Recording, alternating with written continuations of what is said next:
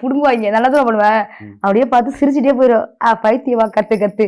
நீ உன்னை கத்த விட்டு அதை எதிரி பார்க்கும்போது அமைதியா அது அவன் கத்துறவனுக்கு எவ்வளவு கடுப்பு வருது தெரியுமாடா. நம்ம மட்டுமே கத்திட்டு இருக்கோம். அவன் அமைதியாவே இருக்காளே. ஒரு கட்டத்து மேல மக்களே திட்ட ஆரம்பிச்சிட்டாங்க. ஏண்டா நீ மட்டும் தாண்டா அவளை திட்டுற. அவ பாட்டுக்கு ஊருலா சுத்தி வீடியோ போறாடான்னு திட்டுவாங்க. அது ஒரு நல்ல லைஃப். எதிரிங்களை நம்மளை திட்டணும், நம்ம அமைதியா போகணும். அப்ப நெகட்டிவிட்டி ஃபுல்லா அங்கிட்டு போயிடும்.